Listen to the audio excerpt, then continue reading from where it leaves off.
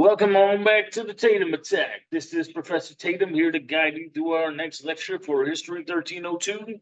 And this lecture, we'll be looking at our second half of Pushes for Progressivism. All right. So in our last lecture, we looked at the grassroots progressives working outside of government, pushing for government to do certain things. Here in this lecture, we'll be looking at the other side of things. Okay, here we're going to be looking at what the presidents in this period were doing and how they were responding in a very progressive way throughout this progressive era. As always, we'll see a good bit of context, and then we're going to examine the presidencies very generally of the three progressive presidents: Theodore Roosevelt, William Howard Taft, and Woodrow Wilson. And as we examine each of them, we'll just look at some of their key domestic policies and some of their key foreign policies and kind of connect some of the dots in between them. So remember, progressives were a wide bunch of people, right? We had all different types of people: men, women, people on the left, people on the right, Democrats, Republicans. Different progressives perceived different things as problems that government should be concerned with, but they all had this agreement that government as an institution should be getting more directly involved in certain and addressing certain types of issues. All right, so let's keep that in mind as we move forward and look at how, in this case, these presidents are using their authority in government to address what they perceive as problems within both the domestic United States and the wider world. The progressive era really started, we could say, with the assassination of President William McKinley. He was assassinated by an assassin named Leon Czolgosz while he was greeting crowds in Buffalo, New York.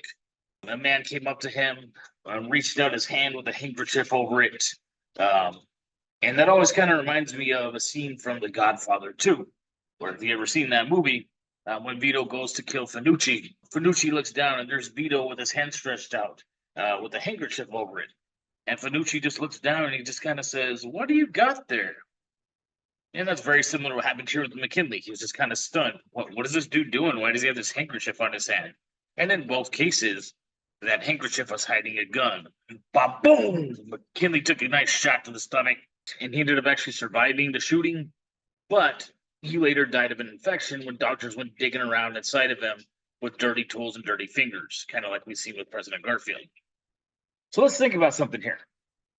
Since we started our class at the start of the Gilded Age, at the end of the Civil War, we've already seen 3 presidents get killed, right? We saw President Lincoln shot in the back of the head while attending a play. We saw President Garfield shot at a train station. And now here at the World's Fair in Buffalo, New York, we're seeing President McKinley get shot. This told us that throughout the Gilded Age, politicians, especially the federal government, were not very popular, right? So we're going to see that kind of change somewhat, though, throughout the progressive era. That's kind of perhaps one of the areas where we can see a divide between the overlapping periods of the Gilded Age and the progressive era. So McKinley's assassin, I do want to get into a little bit. Leon Czolgosz, the 20-year-old son of Polish immigrants, but he was actually born in Detroit, Michigan. Okay, so he was born in the United States. Therefore, per the 14th Amendment, he was a U.S. citizen, all right, American born. And he was inspired by the ideas of some other American anarchists. Though he never really did get into any kind of inner circles, he just kind of got carried away with the ideas of anarchism. And he made a decision to act as a lone wolf and go take down President McKinley. And he was very well aware of what he was doing. He had no qualms with what he had done. He stated, "I fully understood what I was doing when I shot the president. I realized that I was willing to sacrifice my life, and I'm willing to take the consequences." All right. No misunderstanding there. This was a very direct, straightforward assassination. The public, though, had some interesting perceptions about Leon Czolgosz, based very heavily on prejudice around his last name. People suspected that he must have been a foreign radical trying to carry out some conspiracy against the United States because of the spelling of his last name. In American English, we don't really have that CZ or SZ with a sh or z sound, right? So people saw that and they jumped to the conclusion, based simply on his last name, that he must be foreign born. All right. So, for example, there was a citizen in a newspaper in Buffalo, New York, quoted saying, "We are pleased to know that the assassin was not an American." And then the American Medical Association, who was commenting on this, stated that Chogos was a man who, thank God, cannot be mistaken for that of an American. This very clearly demonstrates to us extensive biases that Americans can sometimes jump to. I'd like to say this is a product of the day they were living in, but this kind of stuff still happens. But as a result of this widespread belief, we could say, of there being some kind of foreign radical threat coming and killing the US president, led to this increased fear of foreign subversion. And in turn, it led to essentially increased nativism. Remember, we've seen that idea of nativism before, where pretty much anything that does not fit the mold of white Anglo-Saxon Protestant culture is seen as suspect, right? And is looked at as a potential threat. This also led to an increased fear in radical ideas, things like anarchism, communism, socialism. And as we'll see moving forward, a lot of these ideas from here started getting lumped together as this kind of foreign threat. And it really got completely oversimplified and way out of hand. More of that to come in future lectures. I do also want to cover some things related to Chogos' execution, because really, even in his execution, we can see an example of progressivism at play. So up until the early 1900s, the primary means of execution throughout the United States had been death by hanging. But some people perceived that as a problem. Okay, they saw it as inhumane to hang a person by the neck and to either have their neck break or watch them strangle to death. So they decided to be more humane, to strap them down to a chair, put some water on their head, and have volts of electricity go shooting through their body on an electric chair. So they called on government to address this problem that they perceived, and were successful in getting the method of public execution changed from hanging to electrocution by the electric chair. I'm not so sure that having your eyes roll in the back of your head while you're losing your mind with volts of electricity shooting through you is particularly humane, but okay. And Thomas Edison, the inventor of the light bulb, of course, who was very heavily invested in different types of inventions related to electricity, by this time had a film company, and he wanted to use his film company to go film Chogos' execution so that he could demonstrate to the American public the dangers of AC currents, which is the type of electricity that was being used in the electric chair.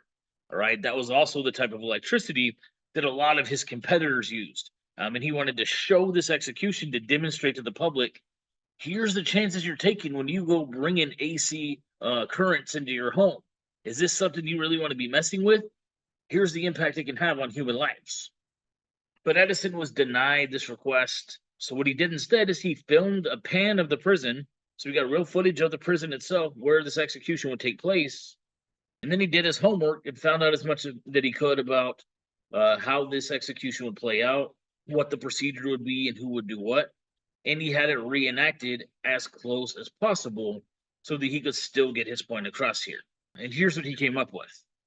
Right, so here's a shot of a train coming into the prison.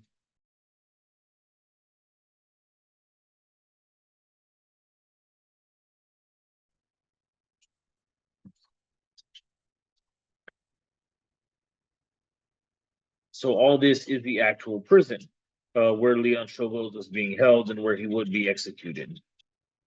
All right, so you see the prison, he's panning it out. I'm going to skip ahead just a little bit here. All right, and now we shoot to a reenactment of the inside of the prison.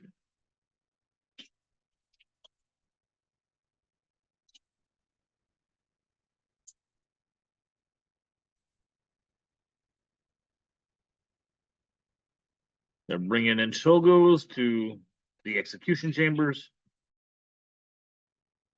I know, strapping him down.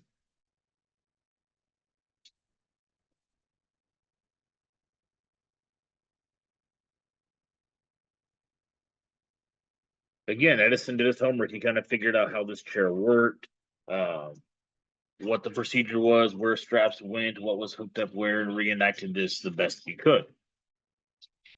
All right, it's either giving them a chance to maybe say some final words. They're probably giving them some last rites as they do this. double checking that everything's hooked up as well as it can be.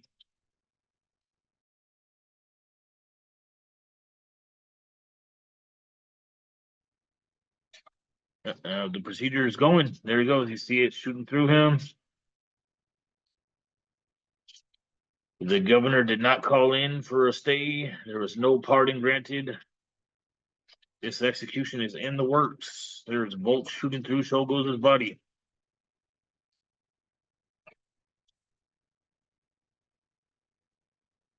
All right. Now, I would have a very hard time believing they'd be that quick to go in and touch him. I'd be terrified to get electrocuted from electricity still shooting through his body. But they did very accurately get that two individuals need to confirm that there is no heartbeat and that his life has ended. All right, so that's Edison's reenactment of Shogo's execution. But while that's all extremely fascinating, what I really want us to understand overall about McKinley's assassination is its significance, all right? And what we can really see here is that McKinley's assassination led to the rise of the first progressive president, Theodore Roosevelt, all right? So Theodore Roosevelt had been McKinley's vice president, and he succeeded him as president after he was assassinated. And what we're going to see here is a very big shift from the traditional Gilded Age style, very business friendly, conservative, lowercase c conservative type of president to the first real progressive president who's going to use his authority to take action on behalf of addressing problems that he perceives within society and the wider world. We also need to understand that his presidency is going to mark a big shift in presidential power. We're going to see presidents moving forward having a much larger role in being the face of American politics. So to understand a little bit about this guy, I try not to indulge in much of what we call big man history of giving too much emphasis to one individual and the role they play in a particular era. I guess I did that in a very kind of indirect way with Buffalo Bill, not the way he would have liked probably, but we certainly cannot deny that Theodore Roosevelt, or Teddy Roosevelt, as he's often referred to, was in many ways larger than life, and he certainly did play a tremendous role in shaping the face of the progressive era. So to understand this guy, he's very nuanced, very multifaceted. You can't just look at him at one moment in time and think you understand him. But he had a very strong sense of character, and that developed from hardships he faced in his earlier life. As a child, he was very ill. Furthermore, he faced a lot of hardships emotionally throughout his life. He had his mother and his wife die in the same day. And any man who has anything positive to say about either his mother or his wife can tell you that is the most difficult thing a person could possibly imagine, other than perhaps losing a child. So yes, he's had it very rough in many ways, but he definitely doesn't want anybody to see that sense of weakness within him. All right. So to overcompensate for that, he was a very lively person, very active in many ways. He did things like hunting big game.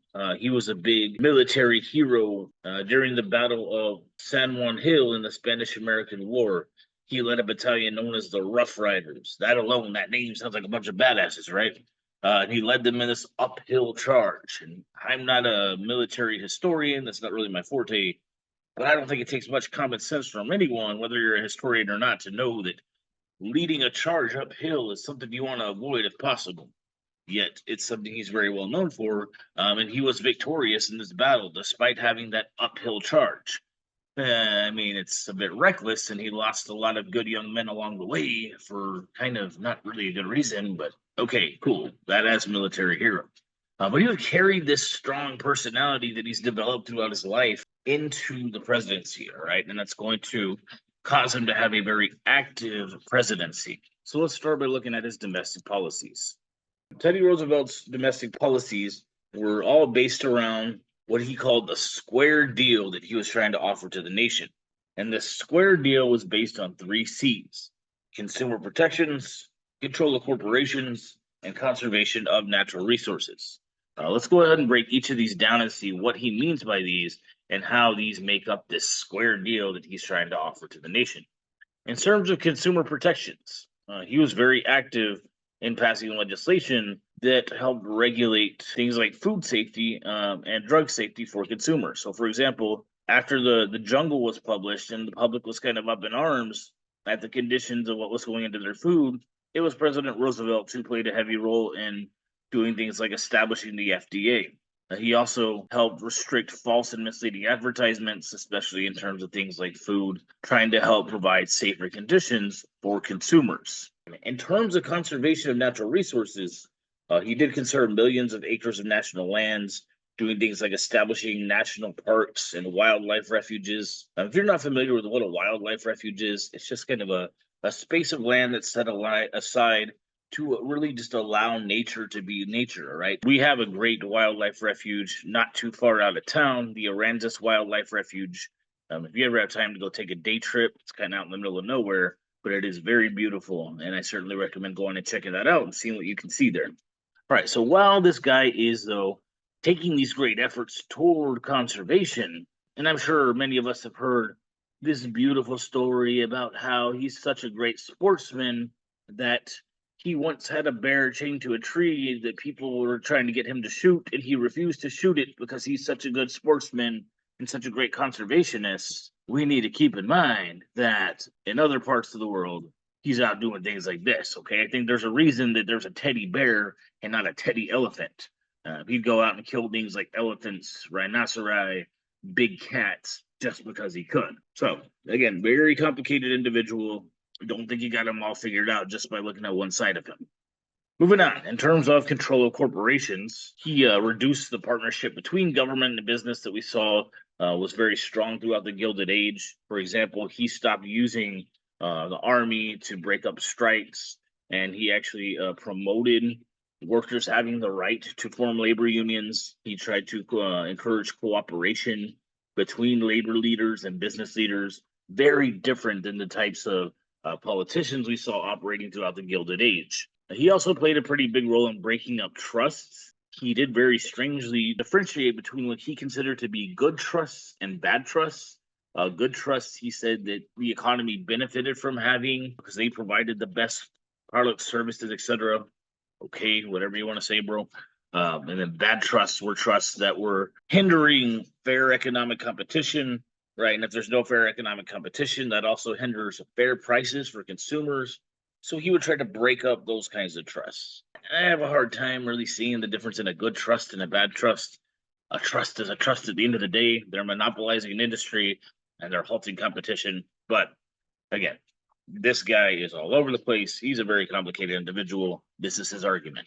But what I really want us to understand there is that he did play a very heavy role in breaking up some of the trusts and monopolies that had prevented competition in the marketplace and therefore prevented things like fair prices for consumers. All right, so this is his domestic policies in a nutshell. Again, all based around those 3 C's of what he considers to be his square deal. In terms of his foreign policies, he was very active internationally. He was very diplomatic in many ways. He had negotiated several alliances between nations. If you've ever heard of the Russo-Japanese War, which is a big war between Russia and Japan, he helped negotiate an end to that war. But for the most part, his international policy was based around the slogan, "Speak softly, but carry a big stick."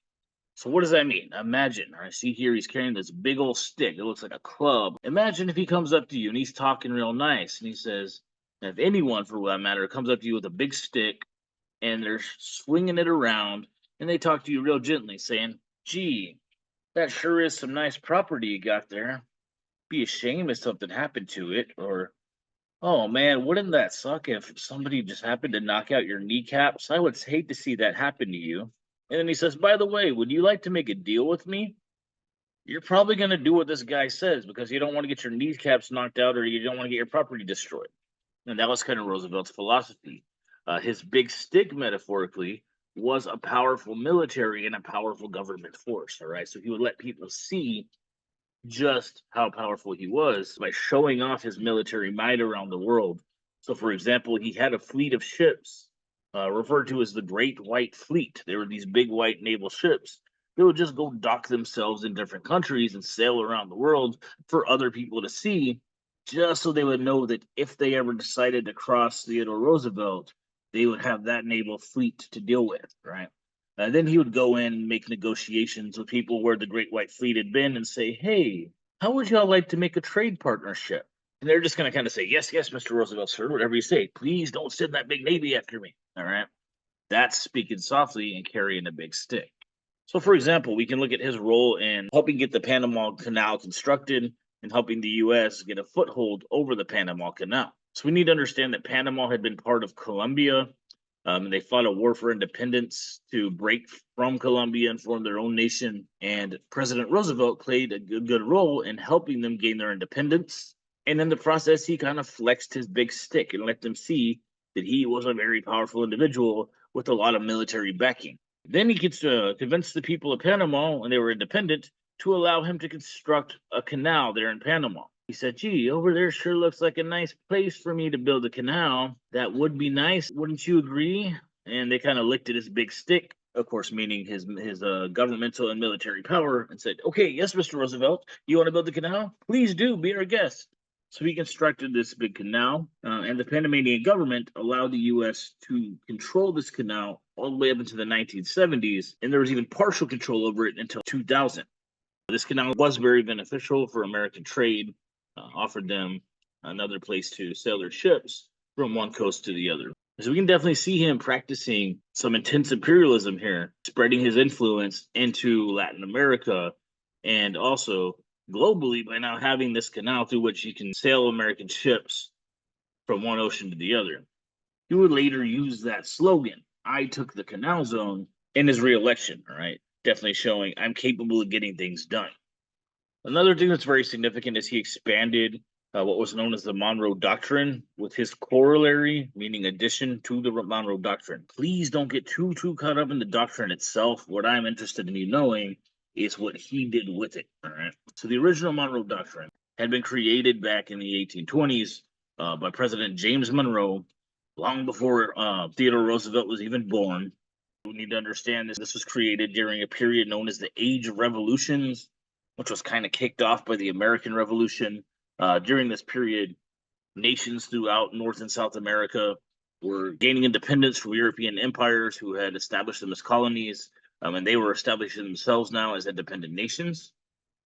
And what the Monroe Doctrine was saying is that if any European nation wanted to come back and try to reclaim their colonies, the U.S. would basically come to those American countries' aids and defend them. All right, so we can think of this kind of like a neighborhood watch, right? Basically saying, if you try to come bother my neighbor, you're going to have to deal with me. I'm going to help protect my neighbor. Again, this is not what Theodore Roosevelt did. This is what was already in place when he came into office. What he added with his corollary, notice this is much later down the road, he's now saying that the U.S. would intervene in internal political concerns that they saw in Latin America, right? So if there was perhaps a dictatorship or a military junta or any kind of politician that they didn't like in Latin America, they gave themselves the authority to now go into Latin America and get involved in any kind of political struggle down there, right? If that meant overthrowing a politician or assassinating somebody, they now had given themselves the authority to do this under this Roosevelt corollary to the Monroe Doctrine, all right? So this is going a step beyond just that neighborhood watch. This is saying I now give myself permission to go into my neighbor's home and force them to do things that I want them to do. So if I see my neighbor doing something I don't like, I have permission to go into his yard or into his home and force him to change it. Right? This is a very big step from the original Monroe Doctrine. This definitely shows us this guy taking a very active role in international affairs and imperialism. All right, so that's Theodore Roosevelt's foreign policies now in a nutshell as well. And he had handpicked this guy here, William Howard Taft, to succeed him as president. He helped him get elected, and he was hoping that Taft would follow in his footsteps and take on this very progressive form of government. All right, we saw Theodore Roosevelt definitely being very progressive in the sense that he was using his authority in government to be very active in addressing issues that he perceived around the world, right? And in the United States as well. And he's wanting to see this guy Taft do the same thing. All right, so let's see how Taft's presidency played out. Domestically, he was somewhat progressive. He did advocate, for example, the passage of the 16th Amendment. Remember, that was the amendment that established that progressive graduated income tax.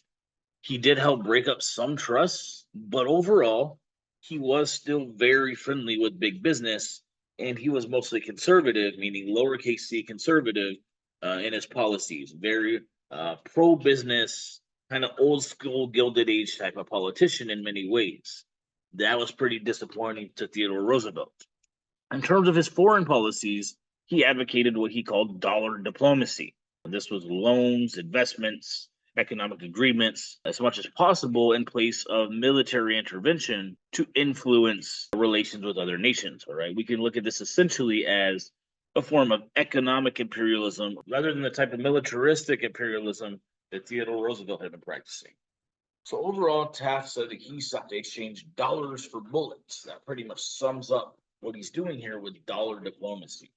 And as we might imagine, Theodore Roosevelt, this very active, larger than life progressive president, who would pick to this guy to be a successor, seeing him being mostly conservative, business friendly, and not being as active internationally, was very disappointed with Taft's overall conservatism. To challenge him, he broke away from the Republican Party, which had been both of their political parties, and he formed the Progressive or Bull Moose Party. So this Bull Moose or Progressive Party advocated a platform known as New Nationalism. We can see that this was very much progressivism in the sense of what it meant to be progressive in the progressive era. We want to see government calling for very active reforms through this platform. This would increase government regulation of business. This would call for women's suffrage. Reason for that we need to understand is if women get that right to vote, they're going to remember who gave them that right to vote, and they're going to continue to support that person politically, right? He also wanted to use government to improve things like health and labor. He wanted to have a federally mandated 8-hour workday, called for social insurance for Americans. And all these things were considered very radical in this period, we need to understand. This is the platform of his Bull Moose or Progressive Party that he's created to try to challenge Taft in re-election. So let's see how that election, though, turned out. We had Taft, who was in the Republican Party, really mainly because they already had him in office, and a guy who's in office is the easiest to get reelected. The Republican Party decided to nominate him rather than Roosevelt. That's kind of why Roosevelt formed his Bull Moose or Progressive Party. But we did have the Bull Moose Progressive Party led by Theodore Roosevelt challenging Taft here. Then we also had Eugene Debs, a member of the Socialist Party of America, and then Woodrow Wilson, who was the Democratic Party candidate. We need to understand that most Republicans were torn between here who they were going to vote for. Some of them voted for Taft, others voted for Roosevelt, so the Republican vote was very split. There were some individuals as well who in this period were starting to shift toward more radical ideas and began voting for people like Eugene Debs. So what we're seeing overall is votes split kind of all over the place. And the only place there was really a strong consolidated effort toward getting a candidate elected was in the Democratic Party. Due to their split here, plus a little division going toward more radical ideas, the Democratic Party had the strongest support base and they won this election. So now we're going to examine this presidency of this new Democratic president, Woodrow Wilson. I want us to understand that while these two individuals, Woodrow Wilson and Theodore Roosevelt, from conflicting political parties, are both considered to be progressives, they had different ways of approaching progressivism. So Theodore Roosevelt sought to grow government and continue to use it to consistently address issues that he recognized in society. Woodrow Wilson, by contrast, sought to use government to enable things like business and labor to better regulate themselves. Okay? So he kind of wanted to use government authority pretty strongly as needed and then kind of back off and let things play out on their own. A little different there, but they are both progressives because they're both using their authority in government to try to make some type of reform in one way or another.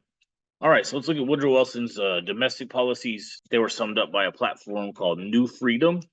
The goal of New Freedom was to increase economic competition, empower small business. And again, he's wanting to use as little government regulation as possible.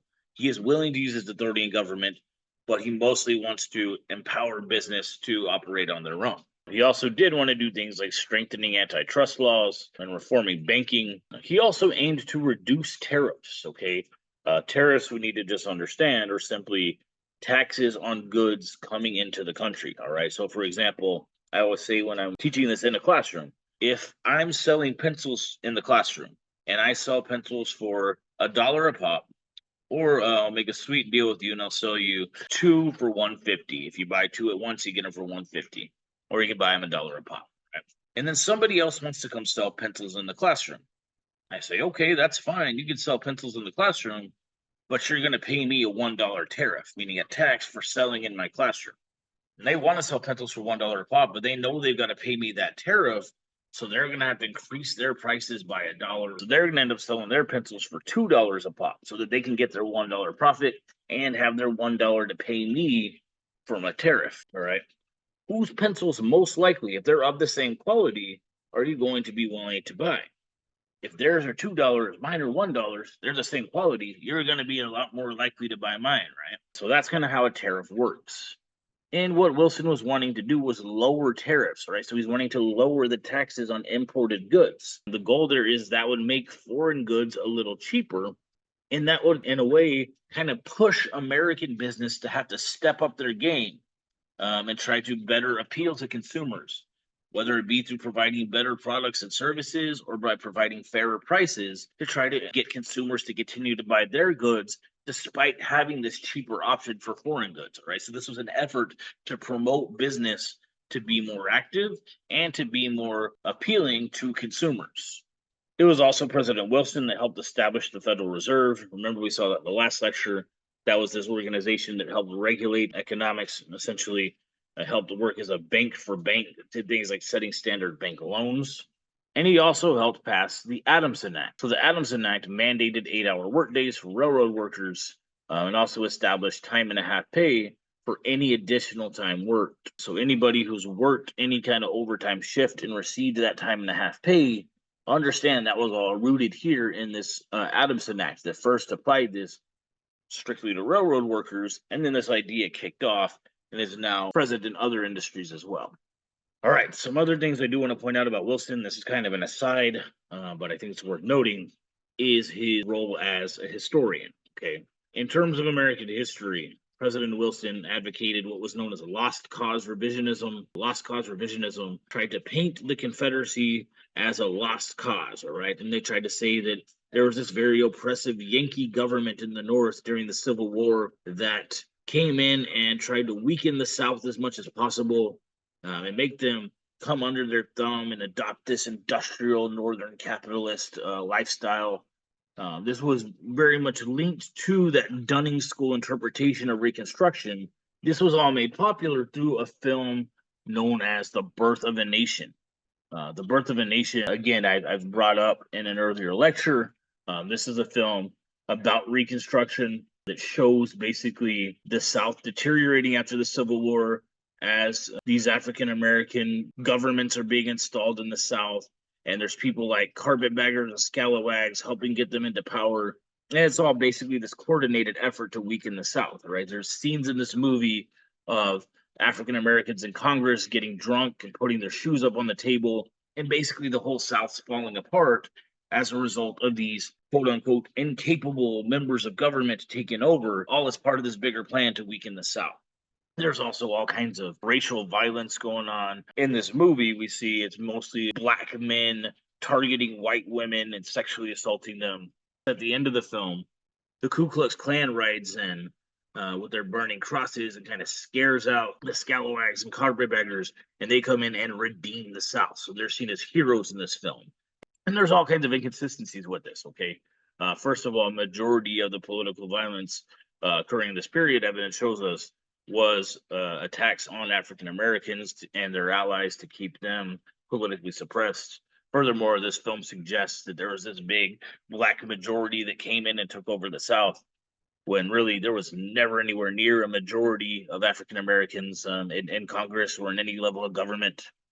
Furthermore, this is all based on these ideas of racial inferiority of African Americans, again, showing them as incompetent, coming into Congress, getting drunk, putting their feet up on the table.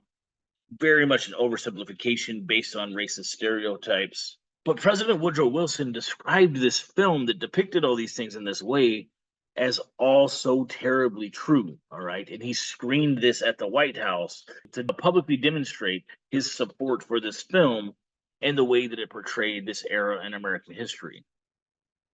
So keep that in mind about President Wilson. All right. Got a little side note there, but let's look now at his international policies. He did promote wide-scale exports to other nations, and he got very heavily involved in Latin American affairs, definitely taking advantage of that Roosevelt corollary. So, for example, during the Mexican Revolution, he got involved in certain ways. At one point, he used the U.S. military to stop Germany from sending weapons to a Mexican dictator who he didn't like. And he later sent this expedition down to Mexico to track down a famous Mexican bandit, Pancho Villa. You may have heard of him, seen his picture, after he had killed some Americans in New Mexico.